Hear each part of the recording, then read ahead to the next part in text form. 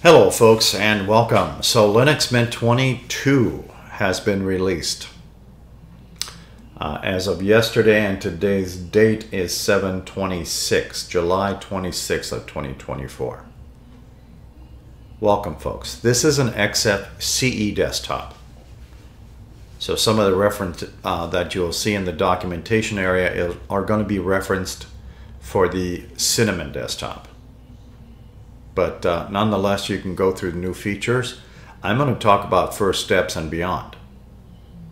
Making maybe some icons larger for you, enlarging this box, and talk about just different settings. This is made for new users of Linux Mint 22, hot off the press. This is not beta, this is the official release, and that was released yesterday on the 25th of July. 2024.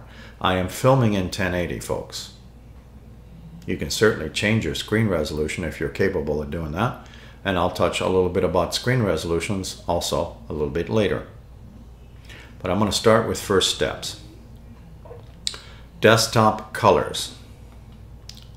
You'll open up your appearance box as soon as it loads. You'll have styles. Another name for that is themes. Different ways of looking at how things look. Styles. Then we have icon sets. Again, you can change these. Then we have fonts. If you don't like the 10, make it bigger. Custom dots per inch is default. If you are going to make any changes to anything with numbers on them, my suggestion is to go find the screenshot tool and open it and do either an active window, which is only this box, or entire screen, which makes a bigger file. And then take the snapshot. Now you can see a little mini thumbnail and save it somewhere. Okay. So I'm just showing you a couple of things, and be very careful with the scaling factor. Things look enormous sometimes when you play with those. The next one is called System Snapshots.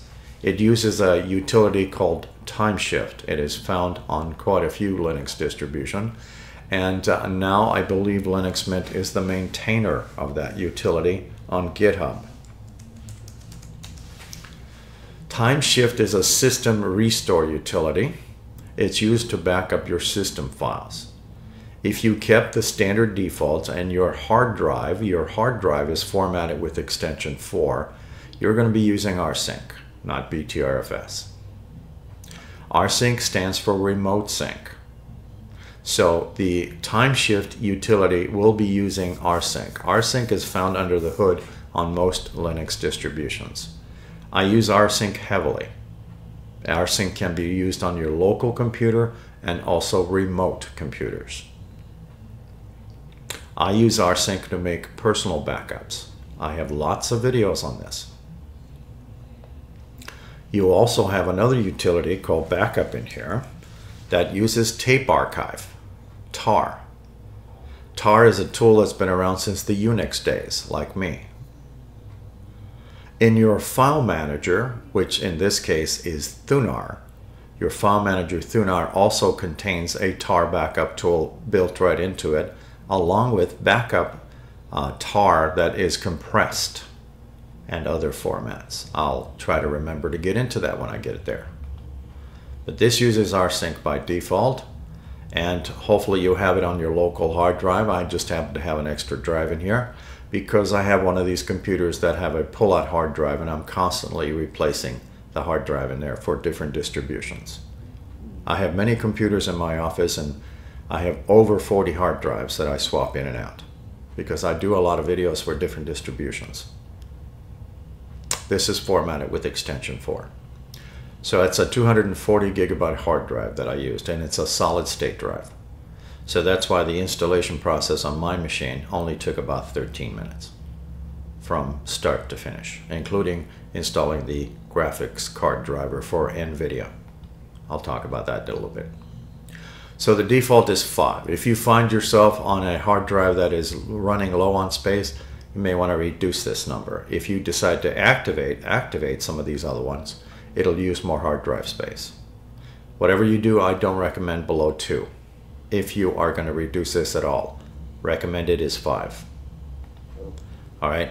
It excludes, not includes, excludes your home folder. Our user for today is Wilma. None of her home folder will be copied. All of our personal stuff, photos, documents are being excluded. This tool is meant to back up your system files or do a snapshot. I have lots of other videos on backups, and I'll try to make mention of the one in your file manager. It's extremely easy to use. You can include, but your backups will be enormous and more time consuming. You need to be logged into your system at least for 5 to 10 minutes every day to make a proper backup. And in the end of the week, if you use Xfce religiously every day, you'll have 5 of these at the end of the week. Restoring these is pretty simple. You go into your main menu, you type in TI. You can also find this tool on your installation media, whether you use the USB stick or DVD. I would suggest you have that handy, just in case you have problems with your system. I'm not talking simple passwords. I'm talking about something that prevents you from getting into your desktop. You can open it there, or if you are capable of logging in, you can also roll back your system. That's what TimeShift is meant to do. It's a real similar utility like Apple uses.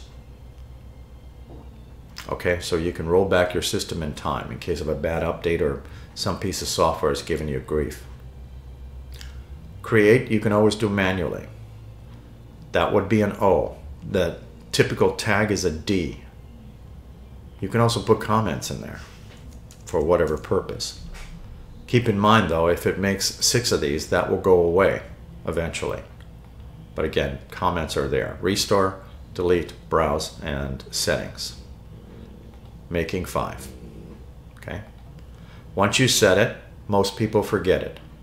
Just don't forget it if you have problems, and don't, you know, I've heard a couple of stories over the years where somebody had TimeShift running and kicked themselves in the can because they decided to reinstall the system instead of thinking about TimeShift. And all they had to do was this and hit restore, and in 10 minutes they were back to where they were, instead of having to reinstall not only the system, but all those wonderful applications or programs. That part takes the longest. Again, I can install one of these in less than 13 minutes. It's installing those additional applications you've been installing for the last 6 months to a year. I'm just giving you a hypothetical. Driver Manager is meant generally for most people if they have an NVIDIA graphics card and they would like to install the NVIDIA graphics driver, because the open source driver comes installed by default. For me, it's about a 3-minute process. By the time you click that and hit apply, it takes you about 3 minutes. So that's the cost. Otherwise, it doesn't cost you anything besides your time. Update Manager, you can click that here, or you can find that little shield and hit refresh. If you have a dot on that shield, that means there's an update being done. I'll talk about system settings in a minute. Software Manager the same, and then the firewall is UFW and it comes turned off.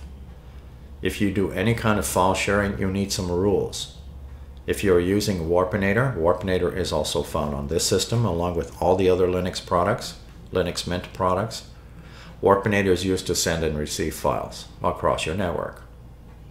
You have to have 2 machines running Warpinator for this to work, and both of them have to have, if you have firewalls, have to have the rules in there to allow it to work. And Warpinator has a nice utility toward the back part of the setup page to import those firewall rules right into this application called UFW, or the firewall in other words. All right, I'm going to stop here. Hopefully you went through the documentation. Again, the documentation is mixed in also with the Cinnamon desktop. That's why I do videos like this. All right, where to start? How about this menu? File Manager Thunar. That's your file manager for this distribution. If you're on a Cinnamon desktop, it's Nemo. You know, this still has a lot of bells and whistles, including backup programs. If I select a group of 3 folders, I can use Create an Archive, which means backup. You can use Tape Archive. This is the exact same command as this thing uses here, the backup tool. However, with the backup tool, you have to basically answer a bunch of questions before you start using that. This, you just select what you want, and it takes on the name of whatever folder or name is up here. You change the name. You select if you wanted regular tar is not compressed, or if you wanted to do compressed tar. There's all kinds of versions. Or you can go with a more modern, which is 7Z, or even the old-fashioned zip. You got lots more options in your file manager for this. Okay? I'm aiming for screenshots. So we're talking Mint menu here. Another name for this is Whisker menu. It's named after a rodent. So the Whisker menu, I'll pull this up over here so you can see it. You right click and hit Properties, and basically it's going to tell you how big your icons are based on these 2 numbers, and how tall and high the menu is based on these 2 numbers. These are defaults. 450 is width, how wide it is, and 500 is how tall it is. I have 700, so 500 is right about in here.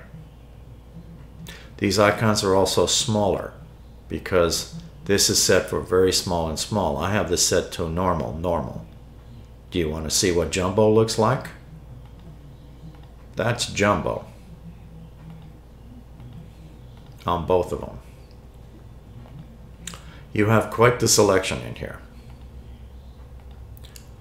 All right, if you want to go to the middle of the road, you have that. Let me put this back to where it was. Okay, you may be okay with this, but I wanted this larger, so I'm going to use these. So this number is based on the height of the box, and this number is based on the width of the box. Just wanted to see what the default was. I have a couple of more tips for you. This is a multi-function key. Basically shut down, restart, log out, suspend, and switch user. Would you like one that's an auto shutdown? Right click, Properties, Commands, turn the shutdown and restart on if you want both of those. Don't mess with the commands, just click on these. Now I have 60 seconds and I can walk away from the computer. That's a power down. This is a restart, 60 seconds, and I can go get a coffee to do a reboot, restart. Okay, just a couple tips there. Now let me talk about the panel, because the panel here is normally very small. So based on your screen resolution, let's get this out of the way. Display. I'm filming in 1080. You may be filming in different screen resolutions. Everything is subjective as far as the elements when you're looking at icon sizes and stuff. I'm not sure what yours is. Mine is set to 1080 though. Alright, just wanted to point that out to you. So the panel default is currently set to 32 high, number of rows 1, full screen, 1920 by 1080 is what I'm filming in. Right click, panel, preferences. You can probably tell that I changed that. I got a 52 and the number of rows is still 1. So if I'm sorry, wrong. They all look the same, right? These are the actual settings, and that's a screenshot. You're allowed 6 rows. I know that looks ridiculous. I can even go 1 more. But more importantly, I'm going to go back to 1. So all I did was increase that to 52, which makes it taller. These icons over here are very small when you start out. I didn't do a screenshot of that one. I apologize for that. But this is very small in most cases. All right, I made everything small on purpose to let you see what a 16 looks like. Take a look at that panel. Now I'm going to crank this up a little bit. And these will bleed off the edge as I go beyond that. And they're all crammed together now. So I'm going to do this automatic adjustment. Okay. Got lots of busy icons because I got a lot of things open. So let me close that and close that so it's not so busy. All right, we have also items. Items are this menu here, the furniture in other words. So what I'm going to do here is resize the box, and then I'm going to encourage that you use your screenshot tool and do a screenshot of the active window. You can leave the tool on top if you want. It doesn't take a picture of itself, never. Let me show you what that looks like. There's the thumbnail for it. I'll save it to the desktop. I'll leave the default. You can save it wherever you want. You can see that I didn't take a picture of the tool itself. So I can clearly see everything in here. Okay, I'll leave that there for a while. So the whisker menu is this. It's named after a rodent, that's a mouse. So basically, if you've ever seen the original Xfce logo, it's kind of like a mouse. So if I wanted this whisker menu, the mint menu on the other side of the world, all I do is move it. That's the reason for screenshots, in case you get this in a mess. I can also go in the middle of this. Now the menu is over here. I'll put it back to where it originally was. All right, here's the clock. You can also right-click on the clock and get properties, but I'm going to do it in here. So the clock properties, I have a screenshot for you also for this to let you see what the original was, which is this one. So the original clock properties was set to 8. I got that at 13 and 11. This is still kind of small though. So you can imagine what an 8 looks like. That is default. So if you're ever staring at that screen going, how do I make that bigger? Well, you do it here.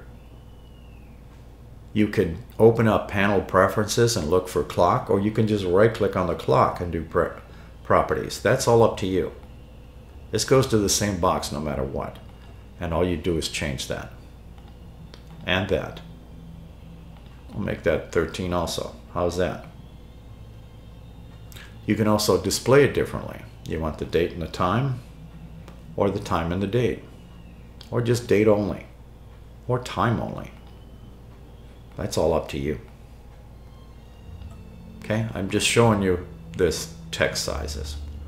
All right, I'm going to move up a couple. So these have gearboxes, but a lot of them do not have individual adjustments. Okay, you can see that one's grayed out. I wish it wasn't. That controls these two icons here. The notification is currently not being displayed.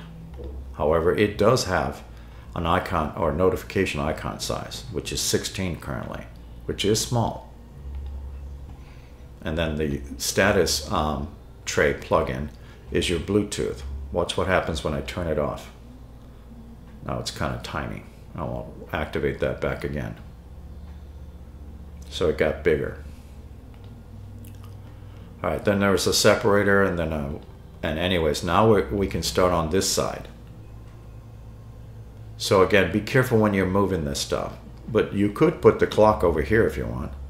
This clock I'm going to move all the way over to the other side. I'm going to get rid of the default box. That was just a screenshot. All right, now the clock is literally next to my Mint menu. It's right here. Now I got my volume icon over there. So that's why screenshots come in handy, to put stuff back to where it was, just in case you change your mind. So that was the panel. Now let's talk a little bit about settings. All right, so in here, let me do the resizer. So if you chose the NVIDIA graphics driver, if you have an NVIDIA graphics card, again, it's done through Driver Manager. There is an NVIDIA settings, but it's not in here like on the Cinnamon desktop. If you type in NVID, you will find it, NVIDIA server settings. And this is just information about your graphics card, how much memory and all that good stuff. Okay, it installs that after you install the driver. If you have the open source driver, you don't get that. Another shortcut to appearance. Again, you got it from your welcome screen earlier, just in a different format, right? Your desktop themes, your wallpaper, are all located up there, and most of these wallpapers are the same as the one for Linux Mint 22 Cinnamon. It's just a little presented a little differently. Backdrops, wallpaper, backgrounds, different names for things. Okay, desktop settings. Notifications. A couple of options you can turn on and off. Here's the picture of the rodent. Your panel settings. I right-clicked earlier and did this. Now you got it in a bigger box. Appearance, items. Again, if you decide to move the elements, rearrange the furniture, please do yourself a favor, do a screenshot before. I've been doing this for a long time and I've heard all kinds of nightmare stories. All right, Window Manager. If you don't like that close button on the right-hand side of the screen and you want it on the left, then click that with your computer mouse, okay, and then move it over. Now the X is over here. Now I'm going to click it and move it back. You can do the same with these other elements. These are just boxes you can move. You can also do the themes for the border. Screenshot would be recommended. Mint Y Aqua. Different types. Mint Y Aqua. Mint Y Aqua. Dark aqua or regular aqua? Well, your choice. Screenshots would be recommended. That was Window Manager. I'm not going to talk about every single icon in here because this video will be enormous if I do, but I will talk about some of the important ones. Here's where you change your screen res. Again, I'm filming in 1080. I have other choices. I chose this one. There's also refresh rates. If you change some refresh rates that are kind of weird, your screen will go black after you hit apply. Leave it alone, don't do anything. Allow it to time out if you can't see a picture. Otherwise, you're going to probably have to reinstall. Inevitably, I hear these nightmare stories. Wait until the thing times out if it doesn't work on your machine. Allow it to time out. It will revert back to the working screen resolution that you had before. All right. You can't go wrong usually with 60 Hertz. 25 Hertz can give you grief sometimes. Why is it there? I'm not sure. It's just part of the package. All right, keyboard stuff. Application shortcuts. You may want to take a peek at those. Mouse and touchpad. This is where you can change the mouse pointer. Linux Mint gives you a whole bunch of these. These are all installed by the system. I didn't install any of them. However, I do have videos on show you how to install them because there's no add button here. A lot of people will tell you you can go in here under the appearance and use the add button here. I normally do not. I use the file manager for everything. It's just an icon that you have to create, or maybe not. Maybe that icon is available to you. Maybe actually, I haven't even checked lately on this one. It is not. So you'll have to manually create that icon. It's usually period or dot icons. All right. Then you can put mouse pointers in there. I would just recommend watching my videos in case you decide you want to go that route. However, you can also talk about acceleration And more importantly, if you are using the ones provided with Mint, take a peek at the size of them. I'll make this a little bit bigger. 72 is max on that one. All right, if you decide to change these, I normally do recommend that you at least log in and out of your system. Otherwise, you get remnants of the old and the new. It sometimes happens. It's just a weird glitch. If you log in and out, or if you do a worst case, which is a reboot, it should hold. But anyways, Linux Mint gives you a couple of choices. A lot of Xfce distributions only give you these. Okay, whatever the default, and it's normally this one. All right, but Linux Mint installs several of these. I don't particularly care for those round ones, but maybe there is a calling for it somewhere. Everybody's different. Power Manager is set to do nothing. If this is a laptop, you may want to do an ask. That's all up to you, if you are in a laptop. I don't use touchpads. I never have liked those things. So when you're resizing a window, for instance, I'm going to give you a couple of tricks. Double click on that line to make things bigger or smaller. It's the same thing as clicking that tiny little box right here. Double click, click and hold, push it up and let go of it. Click and hold and pull it down. Double click to make it bigger, double click to make it smaller. Just a little tip for you. Accessibility option, you need to enable those on this machine, on this desktop. All right, I'm going to skip over that. Driver Manager, we've already talked about. That is what your driver manager if you want the NVIDIA graphics. I'll open up the firewall just to let you see it. This is GovW or UFW, and basically it is comes turned off. Okay. If you activate that, again, you need some rules because everything will be set to deny besides your web browser and your updater. So if you're trying to file share, like with Warpinator, you need to import those rules in here. And you will see them if you use Warpinator. It'll import the rules in here, whether this is open or closed. Okay? Let's go back to the settings. So we have input method. Sorry, let me go bigger screen again. I left it at firewall. Input screen, I'm going to skip over. Well, okay, login window, I'll just make quick mention of this. Your alignment screen with your username and password on it for the login screen, you can move that from left to center to right. It's all done through here. It's immediate when you make the change. There's no save. If I do this, it'll auto save as soon as I close that. Shortcut to the software manager. Now let's talk a little bit about software. Is there something else I need in here? Maybe software sources. Okay, let me do that first. Software sources is viewable here. Open up the shield. It's viewable here. And also Synaptic Package Manager. You can click that if you don't like the sources that are coming from. Maybe they're slow, and you can let this thing clock and it'll pick the fastest mirror near you by pushing that up to the top, but you have to hit apply if you want to use it. That just means a mirror is just a source where you get the software from. You can always restore defaults.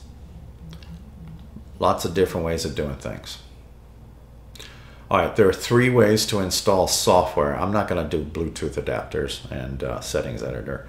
And of course, I just let you saw what the update manager looks like. But there are 3 ways to install software in this system: Software Manager, Synaptic, and Terminal. So this by far is the most popular. And after you initially let this thing update, it should open up in a couple of seconds. So I can also open this way. If I go to favorites, okay. So in here, this is called Mint Install. And it has some, do the about first. So Mint Install, another name for that is Software Manager. This is 8.3.2. And the newest feature is it says show unverified flat packs not recommended turned off. So I have one example to show you. It's a game that you won't find normally because that's turned off. And I'll show you that example in a second. One more time with the tips, double click if you need that full screen, pull it down to make it smaller, or use the old-fashioned tiny button. That's all up to you. You have featured, categories, top rated. I'm going to pull that down to make it smaller. Actually, I'll just resize. Yeah, I'll just do it this way. There's another way to resize the box. So I'm going to type in GIMP. It's probably a good one. So Linux Mint is used all over planet Earth. So we have a lot of different languages. My videos are also viewed all over the planet Earth. And I get messages even in foreign languages. More importantly, when you click this, you're going to see a screenshot in a foreign language. If you're English speaking, for instance. When you install the application or program, it will install the right language packs, or it'll give you a post-it note on your panel to do that. So you do install the right language pack so you can understand it. That's one thing to, if you're a brand new user to Linux and brand new user to Mint, to not let this thing turn you off if you see that and go, oh, I can't download it because it's in a different language. I want that to be absolutely clear. This tells me how big the package is. It's 28 megabyte download. You also have reviews, and I would use them discerningly. In other words, sometimes people plug in stuff and everybody thinks that's the way it is. It's not. It's kind of like people doing fake likes. I don't show likes on my videos. I don't think it's necessary. Okay, so there's people that buy subscriptions and there's people that buy likes. I'm not into that stuff. Anyways, moving along. System package. You can see that logo there. Filming in 1080. It's the same one as this one. FlatHub. This is a verified flat pack. It doesn't have a red box on there. This is 1.5 gigabyte download. If you're curious why this is so large, this is because this Flatpak is generally self-contained software. Not every screenshot will be this sharp. You'll find some that are really, well, kind of out of focus in some cases. Sometimes it has to do with the version numbers. This is 21038, and that one is 21036-3. As an example, some people will say, I hate Flatpaks, and some people not so much. You don't have to use Flatpaks with most software anyways. Now I'm going to go to the main screen and type in a weird name. Some of you folks know what this is. Oops. If I can type it in properly.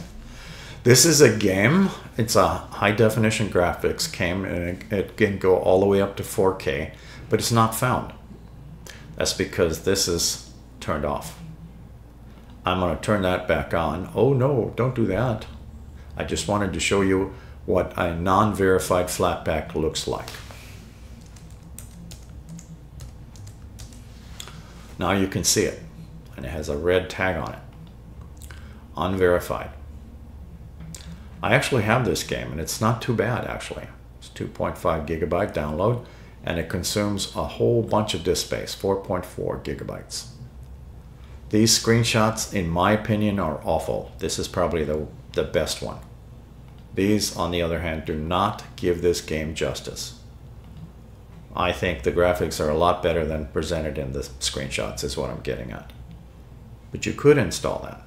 I'm not advocating that you should, or I'm just showing you what an unverified Flatpak looks like and how I found it, because I turned this on. When I turn this off and I type the same name, it will not find it. So I'm just demoing this part here for you. That is a new feature. You can certainly click, you can see FlatHub here. You can click this kind of software. Supposedly it's been verified. That's also FlatHub. This one's not. It's a system package.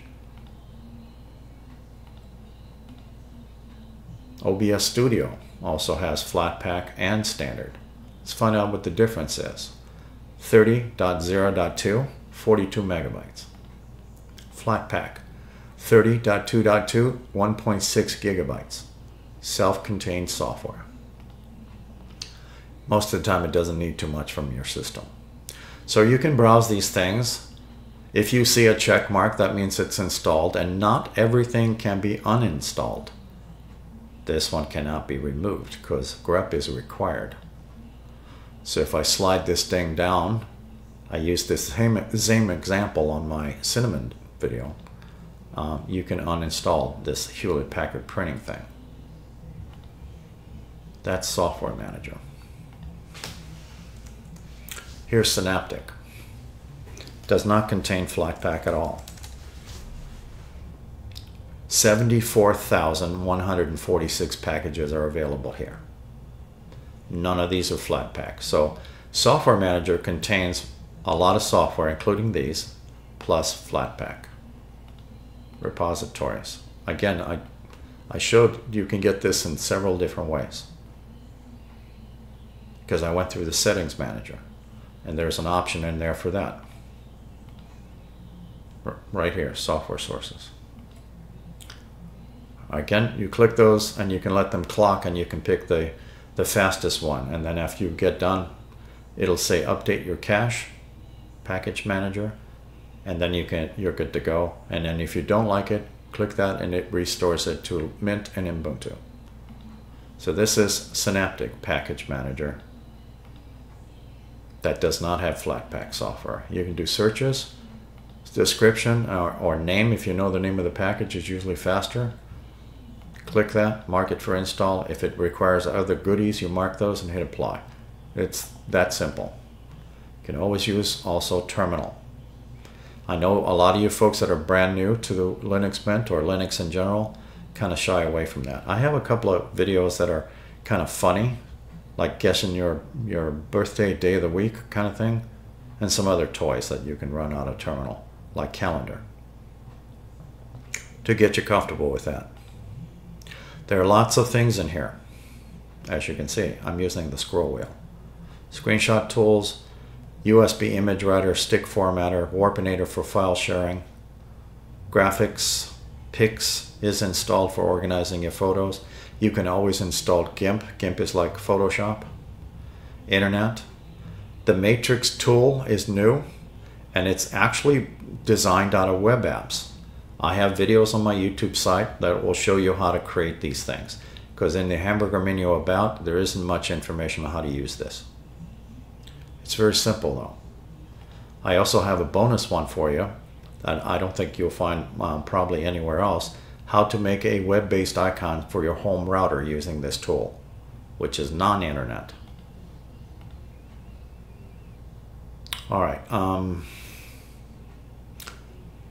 It's an IPTV player.